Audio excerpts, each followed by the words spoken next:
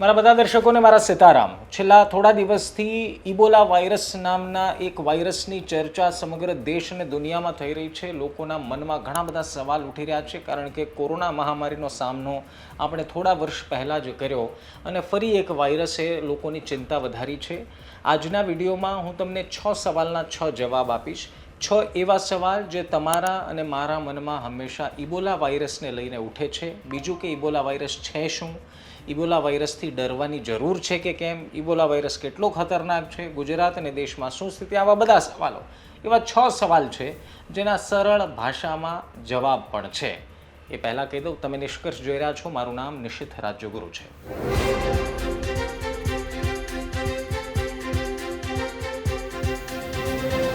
સૌથી પહેલો સવાલ જે છે મિત્રો, સૌથી પહેલો સવાલ એ છે કે ઇબોલા વાયરસ આખરે છે શું.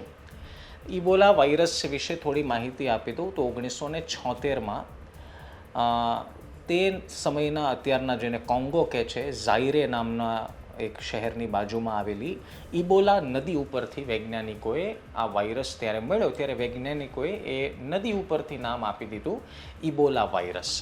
ઇબોલા વાયરસ આવ્યા બાદથી 2014માં એક મોટો સંક્રમણ ફેલાયું હતું, એક મોટો આઉટબ્રેક થયો હતો, જેમાં લગભગ 28,000 લોકો સંક્રમિત થયા હતા. અને સૌથી ચોંકાવનારી મિત્રો વાત એ છે કે 28,000માંથી લગભગ 11,000 જેટલા લોકોના મોત નિપજ્યા હતા. એટલે આ છે ઇબોલા વાયરસ, જે 1976 અને ઇબોલા નદી ઉપરથી તમે સમજી ગયા. પરંતુ સવાલ એ કે અત્યારની શું સ્થિતિ છે. તો ભાઈ, અત્યારમાં WHO એને વર્લ્ડ હેલ્થ ઇમરજન્સી જાહેર કરી દીધી છે, ખાસ આફ્રિકાના કોંગો, યુગાન્ડા જ્યાં ફેલાયો છે એ સમયે. અને અત્યાર સુધીમાં જે WHOના આંકડા છે, 1,000 જેટલા સંક્રમણ કેસ આવી ચૂક્યા છે, સંક્રમણના એટલે કે પોઝિટિવ કેસ આવ્યા છે. એમાંથી 224 લોકોના મોત નિપજ્યા એવી પણ વાત છે. અને આફ્રિકામાં અત્યારને સતત ઇબોલા વાયરસ ફેલાઈ રહ્યો છે અને ખૂબ ચિંતા જેવો માહોલ છે. અને WHOએ પણ એ વાતની ચિંતા વ્યક્ત કરી છે કે સિસ્ટમ કરતાં પણ તેજીથી ઇબોલા વાયરસ ફેલાઈ રહ્યો છે. સવાલ નંબર બીજો જે બધાયના મનમાં ચાલી રહ્યો છે, એ સવાલ એ છે કે શું ઇબોલા કોરોના વાયરસ કરતાં ખતરનાક છે કે પછી એનાથી ઓછો ખતરનાક છે કે વધુ ખતરનાક છે. આ સરળ ભાષામાં તમને સમજાઈ જાય એની માટે અમે એક ટેબલ બનાવ્યું છે. એ ટેબલ હું આપને દેખાડું. આપ ટેબલ પર વાંચતા જશો ને આપ મારો અવાજ પણ સાંભળી શકશો ને, એટલે કે સમજી પણ શકશો. તો પહેલાં કોરોના વાયરસ અને ઇબોલા વાયરસને કમ્પેર કરીએ 5 મુદ્દાઓથી, જેથી આપ સમજી જાઓ કેટલો ખતરનાક છે અને કેટલો નથી. સૌથી પહેલો જે સરખામણીનો મુદ્દો છે એ છે સરેરાશ મૃત્યુદર. કોરોનામાં અંદાજે 100માંથી 2-3 મોત થતા હતા, એટલે કે કોરોનામાં મૃત્યુદર 2 થી 3% હતો. ઇબોલા વાયરસમાં આ મૃત્યુદર સીધો 50થી 90% સુધી પહોંચી જાય છે. એટલે WHOના એક આકલન પ્રમાણે 100માંથી 90 લોકોના પણ મોત થઈ શકે છે. 50થી 90 લોકોના મોત થવાની સંભાવના છે. બીજો મુદ્દો, ફેલાવાની રીત શું છે. તો હવામાં ડ્રોપલેટ્સ દ્વારા, એટલે કે અતિ ઝડપી ફેલાય છે. એરબોર્ન વાયરસ કોરોનાને આપણે કહેતા હતા, પરંતુ ઇબોલા વાયરસમાં એવું નથી. ચેપી દર્દીના લોહી કે પ્રવાહીના સીધા સંપર્કમાં આવો તો જ ઇબોલા વાયરસ થાય. મુખ્ય જોખમ શું છે. તો કે ભાઈ ફેફસામાં ફેલાય છે, ફેફસા ફેલ થઈ જાય છે, શ્વાસમાં તકલીફ પડે છે. કોરોના વાયરસમાં એવું થતું હતું. ઇબોલામાં શું થાય. તો ભાઈ કિડની, લીવર ફેલ થવા લાગે, શરીરમાંથી હેમરેજ થવા લાગે, એટલે કે બ્લીડિંગ થવા લાગે, લોહી નીકળવા લાગે. 2026ની લેટેસ્ટ સ્થિતિ શું છે. તો ભાઈ કોરોના સંપૂર્ણ કાબૂમાં આવી ગયો છે, પરંતુ ઇબોલાને WHO દ્વારા ગ્લોબલ હેલ્થ ઇમરજન્સી જાહેર કરવામાં આવી છે. અને સૌથી મુખ્ય સવાલ કે સારવાર કે વેક્સિન શું છે. તો ભાઈ હવે કોરોનાની આપણે બધાને ખબર છે, આપણે બધાએ લીધી પણ હશે. સચોટ વેક્સિન ઉપલબ્ધ થઈ ગઈ છે, પરંતુ ઇબોલામાં સૌથી મોટી સમસ્યા એ છે કે હાલના નવા આફ્રિકન સ્ટ્રેનની કોઈ વેક્સિન નથી. તો આ થઈ ગયો સવાલ નંબર બીજો. હવે સવાલ નંબર ત્રીજો, શું ઇબોલા પણ કોરોનાની જેમ હવામાં ફેલાય છે. મેં આગળના કોષ્ટકમાં તમને કીધું એમ, પરંતુ તેમ છતાં થોડું ડિટેલમાં કીધું જેથી ક્લેરિટી તમને આવી જાય. તો ભાઈ કોરોના વાયરસ એને એરબોર્ન આપણે વાયરસ કહેતા હતા, હવામાં ઝડપથી ફેલાતો. તો એક રૂમમાં જો કોઈ છીંક ખાય તો હાજર લોકોને કોરોના થવાની સંપૂર્ણ સંભાવના હતી. પરંતુ સૌથી રાહતની વાત ઇબોલામાં એ છે કે ઇબોલામાં વાયરસ હવામાંથી ફેલાતો વાયરસ છે નહીં. એટલે કે કોઈ છીંક ખાઈને ઇબોલાવાળો કોઈ છીંક ખાઈને રૂમમાં કોઈ હાજરને ઇબોલા વાયરસ થઈ જાય એવું નથી આમાં. આ ચેપી રોગ છે, એટલે કે ઇબોલા વાયરસથી સંક્રમિત વ્યક્તિનું લોહી તમારી કોઈ હાથની ચામડી કપાઈ ગયું હોય ત્યાં પડે, એના સીધા સંપર્કમાં આવવો, પરસેવાથી આ વાયરસ ફેલાય છે. WHO આકલન પ્રમાણે કેટલાક જાનવરથી પણ ભૂતકાળમાં વાયરસ ફેલાયાના દાખલા આવી ચૂક્યા છે. એટલે આના સિમ્ટમ્સની વાત કરીએ તો શું થાય? ઘણા બધાની એ સવાલ થાય કે ઇબોલા વાયરસ થાય તો શું થાય? ભાઈ, ઇબોલા વાયરસ થાય એટલે સૌથી પહેલાં તો WHO પ્રમાણે 21મા દિવસે એમની ઇબોલા વાયરસના જે સિમ્ટમ્સ છે દેખાવાની શરૂઆત થાય. સૌથી પહેલાં તો ઝડપથી તાવ આવવા લાગે, શરીર તૂટવા લાગે, સ્નાયુઓ દુખવા લાગે.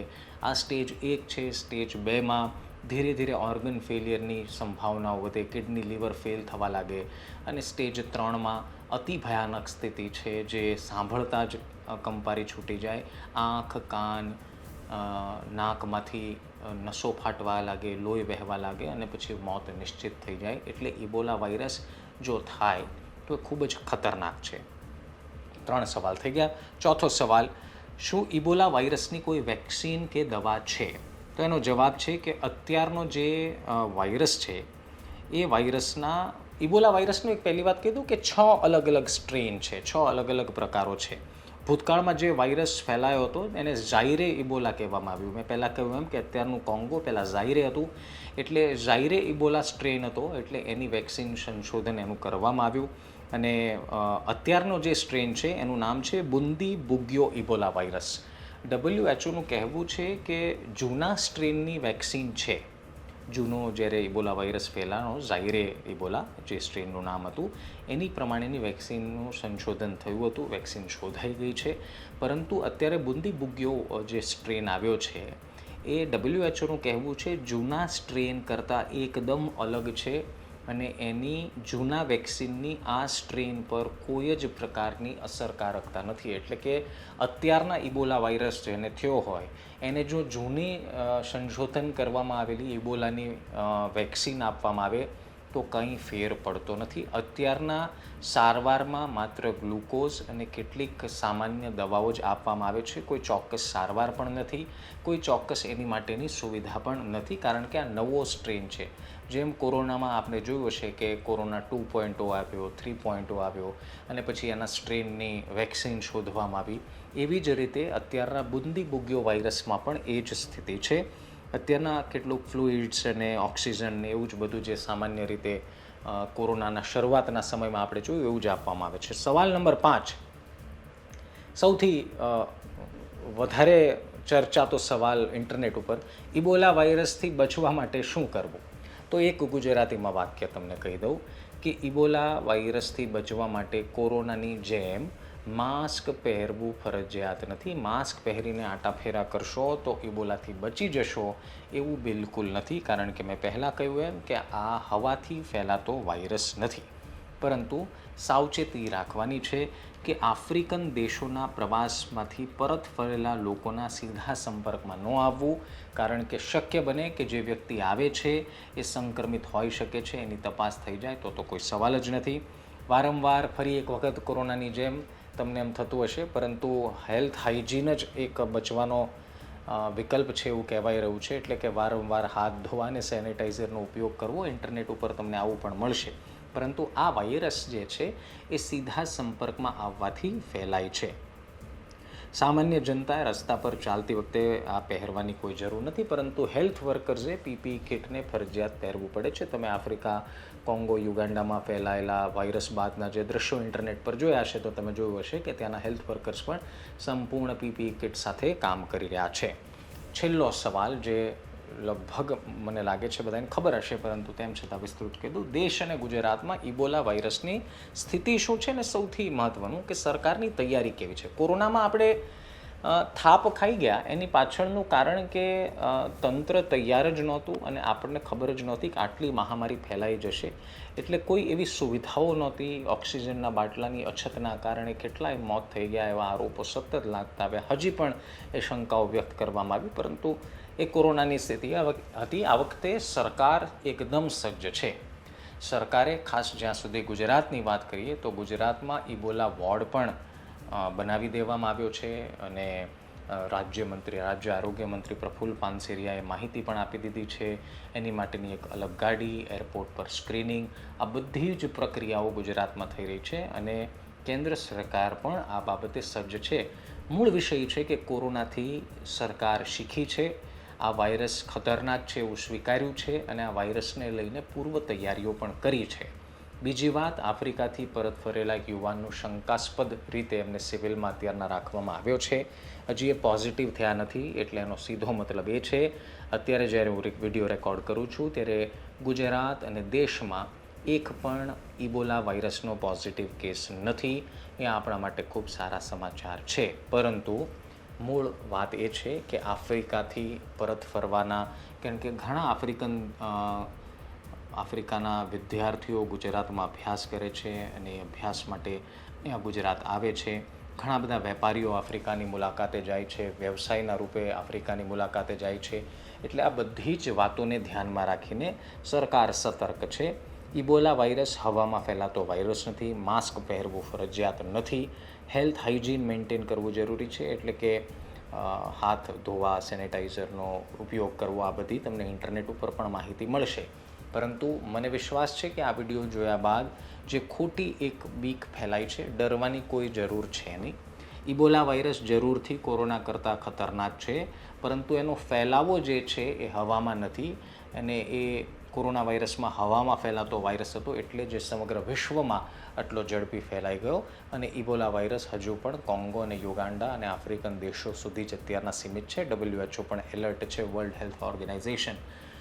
એટલે ચિંતા કરવાની કે ડરવાની જરૂર નથી, પરંતુ માહિતગાર રહેવું જરૂરી છે. એટલા માટે જ આ વિડીયો બનાવ્યો છે.